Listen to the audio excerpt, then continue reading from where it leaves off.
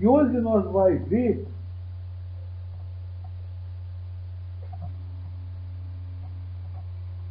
como é que eu posso dizer o que o espírito espera dessa.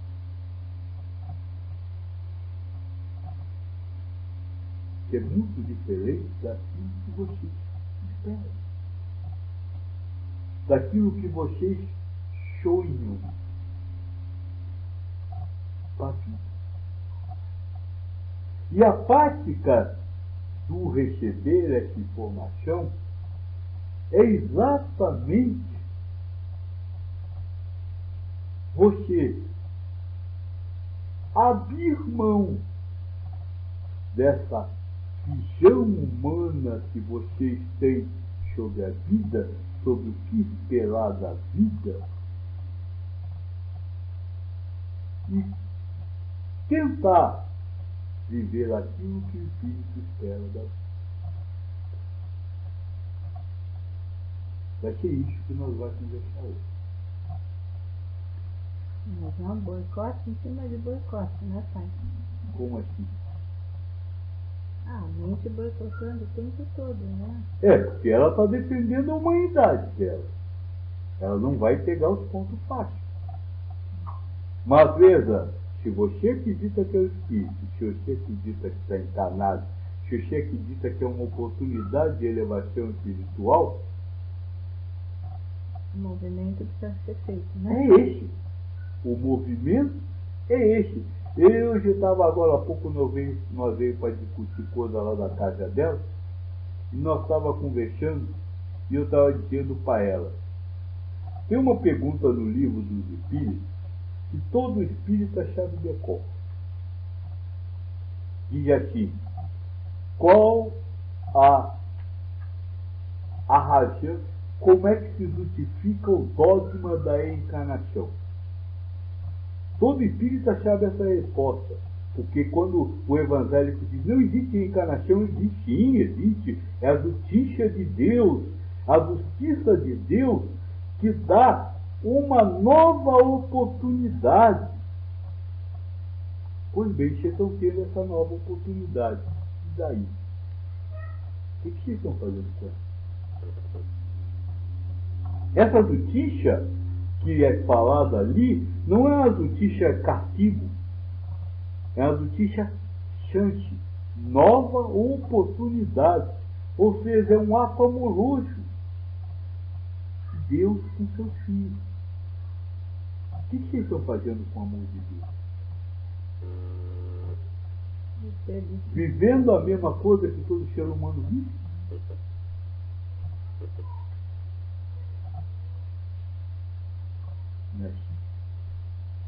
Então nós vamos viver isso aqui e eu vou dizer uma coisa. É muito diferente do que vocês imaginam que seja a vida. Então, por favor, eu sei que vai tocar muita gente. Fica à vontade para gritar e espelhar. Quando quiser. Ela vai ler a pergunta 266.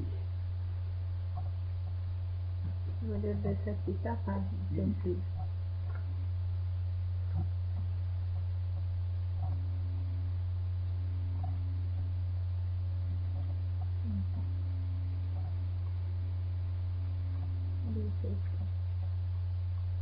Não parece natural que se escolham as provas menos dolorosas? Como nós vimos na vez passada, o espírito, a vida para o espírito é uma sucessão de provas. E como nós vimos também na vez passada, o espírito escolhe as suas provas. E aí vem o cadeco, como todo ser humano, e diz, espera aí, tá certo, se eu posso escolher as minhas provas, claro que eu vou escolher a prova que é menos dolorosa para eu, humano.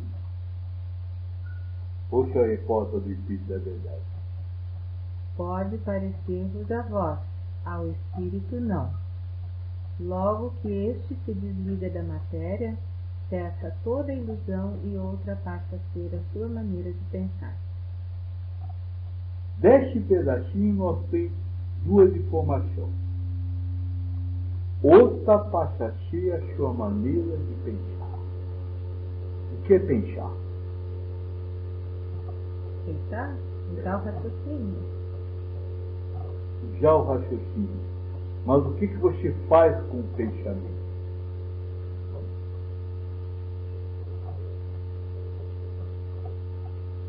Quando você pensa uma coisa, o que você faz? Hã? Não. Desejo?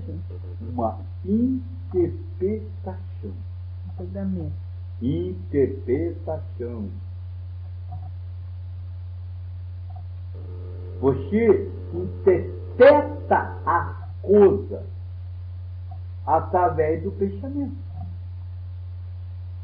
Então, ela está sentada ali, numa posição.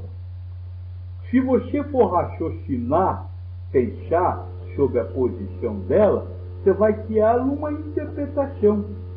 Ela está sentada assim por causa disso, por causa daquilo, não está sentada daquele jeito por causa disso, por causa... Isso é uma interpretação que você faz. Você não sabe por que ela está sentada assim. E é relativo, né, pai? Sim, Um vai achar que é porque está com dor na coluna, outro que é porque ela está prestando atenção. Não tem problema nenhum, mas é uma interpretação que você está criando, que você está criando. E como diz o Espírito da Verdade, sem a influência da encarnação, o Espírito interpreta de uma forma completamente diferente da que você interpreta. Você, Espírito encarnado. Essa é a primeira grande informação sobre a forma como do que o Espírito espera da vida. Ele interpreta a vida humana de uma forma completamente diferente do que vocês interpretam. Ou seja, sem ilusão. Calma, calma. Por enquanto fica com a informação que a interpretação dele é diferente da sua. Porque se você não tivesse informação, você nunca vai mudar a sua interpretação. Por quê? Porque você acha que você está certo. Então a primeira coisa para aquele que quer promover a sua reforma íntima é começar a interpretar a vida de uma forma diferente. Ou, pelo menos, não achar que a interpretação que ele tem agora é a certa.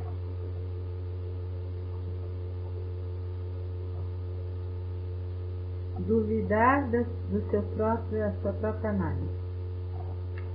É a minha análise humana, não é a certa. Porque, como eu disse agora há pouco para você, o grande problema é que o ser humano quer fazer um universo a partir das interpretações humanas dele. E o que está dito aí? Que lá a interpretação é diferente. Então não tem como você interpretar como é o mundo espiritual. O que é o mundo espiritual? Como se age no mundo espiritual?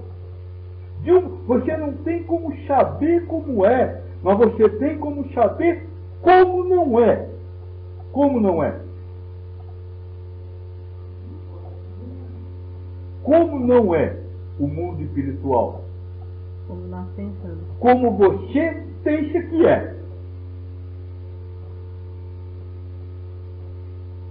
Esse é o primeiro ponto. Porque, sabe, vocês criaram, e todas as religiões, um céu humano. Não é só no espiritismo. Sabe o árabe? Sabe o árabe quando morrer para onde vai?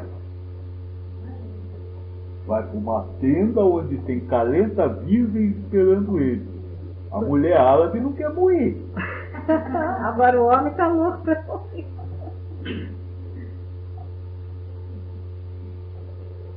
Veja, é aquela interpretação do que é bom para o humano, é bom para o espírito. Não é.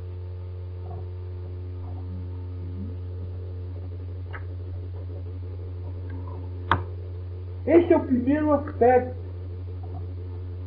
E é um aspecto fundamental para a sua espiritualização, ou seja, para alcançar a elevação espiritual. Sabe por quê? Porque toda religiosidade que você vive é fundamentada na lógica humana. É aquilo que o ser humano interpreta que é bom para ele. E quem diz que o que é bom para você é bom para Deus? Ali está dito exatamente o contrário. O que é bom para o ser humano não é bom para o espírito. Mas também tem uma coisa, pai. Então, por exemplo, esses avatares que vieram, que a gente chama de avatares, por exemplo, Jesus, Cristo, Buda, Krishna, não que eles não tenham trazido a boa nova, mas a maneira como a gente interpreta é uma maneira humana que favorece o viver humano. Os ensinamentos dos mestres foram colocados à disposição da interpretação humana, do desejo humano, do anseio humano, quando eles nunca se apegaram a isso. A passagem que mais pode marcar essa para vocês é a passagem de Pedro, no início que o Cristo vai começar a conversar. Ele diz assim, reúne os apóstolos a primeira vez e diz assim: nós vai fazer nossa pregação, no final nós vai fazer luz além e eu vou ser crucificado. E aí Pedro diz, regemos a Deus para que isso não aconteça. E a hipótese do Cristo é exatamente isso. Cala a boca, ser humano. Não, desculpa, cala a boca, você está parecendo um ser humano. Você acha que eu não vou beber até o último gole do cálice que eu faço? Mas ele primeiro fala, você está parecendo um ser humano.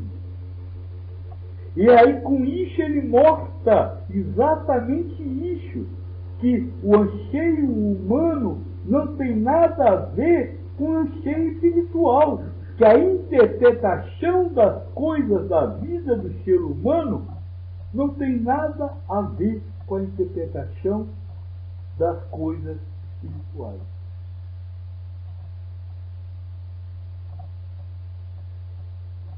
Isso vale, eu estou falando do espiritismo porque nós estamos usando o livro do espírito, mas isso vale para qualquer religião.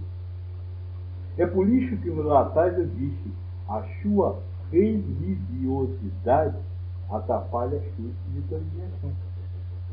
Porque a religião não religa a Deus. Porque religar-se a Deus é se despir de tudo. Ela lhe liga cada vez mais na humanidade. Porque ela é totalmente fundamentada no bom e não no bem. Sabia que tem diferença entre bem e bom? Qual é a diferença? O bom está relacionado ao material. Não. Bem está relacionado a Deus. E o bom é aquilo que eu gosto do bem. O bom não está relacionado a mim. Ao ser humano, aos anseios humanos, às suas vontades, aos seus desejos, aos seus gostos. Ou seja, a sua interpretação humana da vida. Então, quem quer promover a reforma íntima, a primeira coisa é entender isso. Essa interpretação que eu tenho hoje não vai me aproximar de Deus. Não vai me levar a promover a reforma íntima. Eu preciso tentar viver com aquilo que o Espírito vive. Isso é elevar.